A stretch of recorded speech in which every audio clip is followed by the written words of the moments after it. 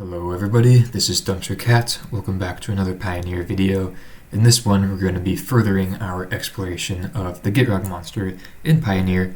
Just because I love this card, I think it's underplayed, undertested in the format as of now, especially in a midrange shell that I've been trying to test out and see the best version that we could build.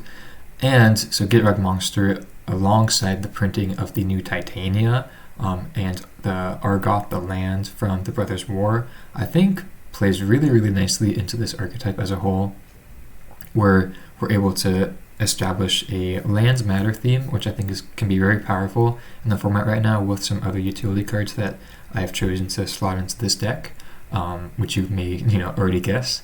And combining those elements with some really nice pieces of interaction that we already have access to in the black and green colors is really interesting to me. I think we could really kind of crack the code with the printing of Titania and alongside Gitrog Monster and just the general value plan that we have going here.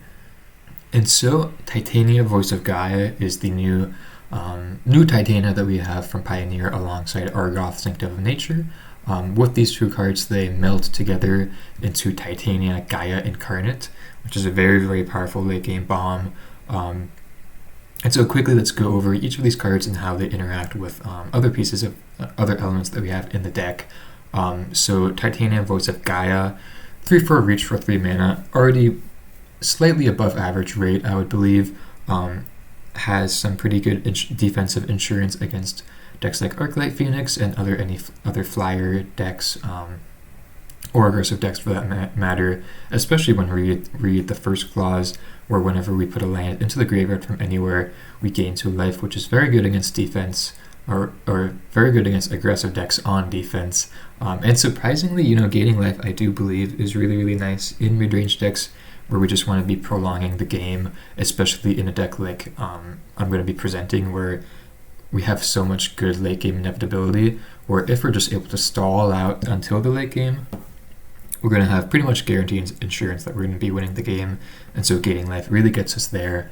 And even more so, we can read the second ability of Titania, where if we have 4 more lands in the graveyard and we control Argoth, Sanctum of Nature, we get to meld those two together and then create Titania Gaea Incarnate. And so before we go over the flip card, or I guess the melded card, Argoth, Sanctum of Nature is a pretty interesting card. Most likely is going to be a tap land, unfortunately, in our deck. However, I think the upside of its abilities with Titania, Voice of Gaea, and Gaea Incarnate is just really, really good, and we have ways of searching it up. So not too much of a worry about Argoth, and the added ability of getting 2/2 bears and milling some cards to either like boost Titania's first, or the first half of Titania, getting land cards into the graveyard, or having other interactions with the Gitrog monster, with Eldritch Reclaimer, things like that, is really nice. And then finally, we do have Titania Gaea Incarnate, which is a really, really big bomb. Vigilance, Reach, Trample, Haste, PT equal to the amount of lands we have in the graveyard, or lands on the battlefield rather.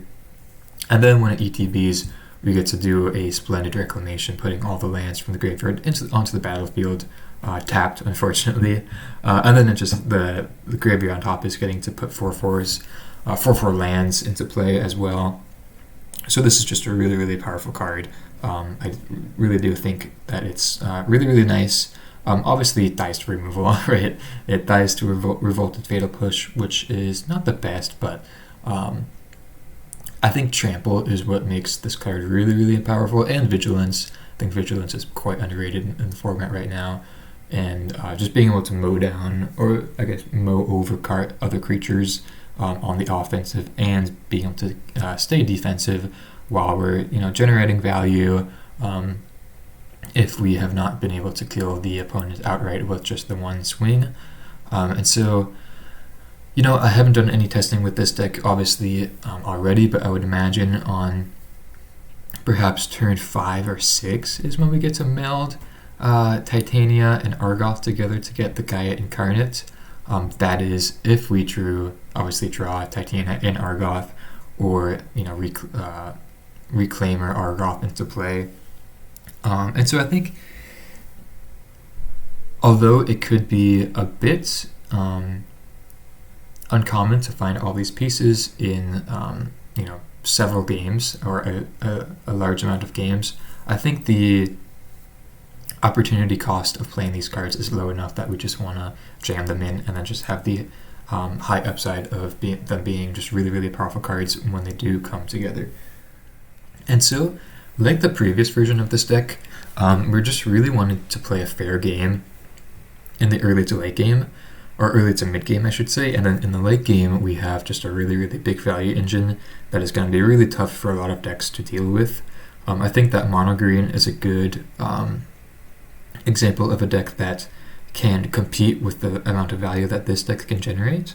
And so obviously with testing we're going to figure out how good this deck is against that matchup. However, I think this deck is really, really unique and really kind of complex, and in certain ways can outgrind a deck like Mono Green Devotion in the format right now. And so what I would like to do is to just organize these cards into the land matter, pile, you could say, with all these 22 cards, and then just the basic black-green Golgari interaction that we have access to in Pioneer.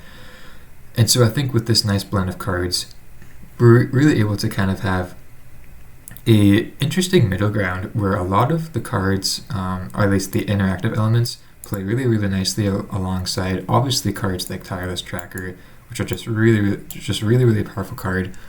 Pretty slow in the format right now, and I wouldn't play this in like a general black-green mid-range deck right now. I would rather play a card like Brybridge Tracker or even Cemetery Prowler in place of it. However, in place of, because we do have access to things like Fabled Passage and being able to loop lands from the graveyard with Titania, Gitrog Monster, and Elvish Reclaimer, we're really able to have just a really, really nice value plan of, again, having access to really, really grindy elements and then really, really aggressive creatures, surprisingly, in the form of Sylvan Advocates, just being a really, really big bomb in this deck.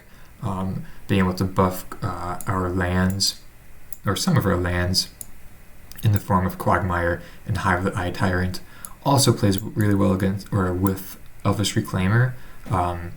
Reclaimer is really, really nice, obviously, with the aforementioned synergies with the Argoth, being able to just fetch it up, and then if we already have a Titania, or if we draw a Titania, which is pretty easy with our grindy elements like Tracker, Monster, and Courser, we're able to have a really nice synergistic plan that works well alongside the mid-range plan already, because I do believe that Reclaimer is a pretty nice playable mid-range element that gives another kind of dimension to the deck if we're just looking at it through a mid-range lens. Despite that, however, with this deck, we just really want to wait till the late game. I mean, the strategy hasn't really changed since the last version. We want to be leveraging cards in the early to late game, like our obviously really nice premium interaction, creatures like Courser of Kruphix, Advocate, and Tracker that can kind of stall out the early to mid game, gain us some value along the way, and then just really, really set up for the bombs in the form of Gitrog Monster and Titania. And I think that these two cards just fit perfectly alongside each other, where we're able to boost the lands in our graveyard with Gitrog Monster, and then being able to flip Titania, or that allows us to flip Titania faster with the help of the likes of Elvish Reclaimer and Courser of Kruphix, even to fetch up or just find our Argoth. And so, besides that, I don't think there's really any other explaining I need to do for the deck. Again, just a really, really grindy deck with mid-range elements that it has access to. Very quickly, just playing Assassin's Trophy over Abrupt Decay in the main deck, just because, like the previous version of this build, I really want to be able to just hit everything that we want to be dealing with and Trophy just does that perfectly, and we don't really care about ramping the opponent too much. And even I do believe that Trophy is really well positioned in the format right now, with a lot of decks not playing any form or any high number of basic lands, if any. So I think Trophy is just kind of perfect for this deck right now, and so I don't feel bad playing 4 of them. You could play cards like Wayward Swordtooth, or even Azusa, or let's see, like Dryad of the Elysian Grove in place of Courser. However, I think Courser is just a really nice grindy element that has really nice defensive capabilities of gaining us a life every time we play a land, getting lands from the top of our library, working well alongside Gitrog Monster very nicely, and Tracker and Advocate and Titania. So I think it's pretty simple just to go for the Courser there. One worry that I do have with the man base is we may not have enough cards or land cards that go directly into the graveyard. Right now it's just the 4 Fabled Passages, and then we do have access to Reclaimer and Gitrog Monster to put more land cards into the graveyard for Titania, and of course Urgoth's ability being able to mill 3 cards for 4 mana is nice to have access to, but not really efficient, and not really what draws me to that card. And so that is a worry of mine. We could be playing, or want to be playing, cards like Evolving Wilds, or even cards like Field of Ruin, or the new Field of Ruin that we're getting from the Brothers' War. So that could be interesting, but I think those cards are just really kind of restrictive to both the mana base and just how good they are, like how powerful they are in general. I don't think Evolving Wilds is a playable card in Pioneer right now. And so I'll start with this. We'll see how many lands we could get into the graveyard and how aggressively we can do that. We could even play cards like Grisly Salvage or Satyr Wayfinder if we really do want more of those types of pieces of ways of getting cards into the graveyard. However, I think that it's okay right now. It's not like we need to turbo out a Titania melded with Urgoth. And I think just playing the mid-range plan and just eventually getting to the melded Titania is probably going to be good enough. And so I don't think we have to worry about that. But other than that, I hope you enjoyed the video. Hope you're as excited as I am about this deck. This type of archetype just holds a really nice warm spot in my heart, and so I hope you feel the same way. Other than that, if you like the video and like the content, please consider subscribing. It helps me out a lot. Give the video a like if you want to, and I'll see you in the next one. Thank you for watching.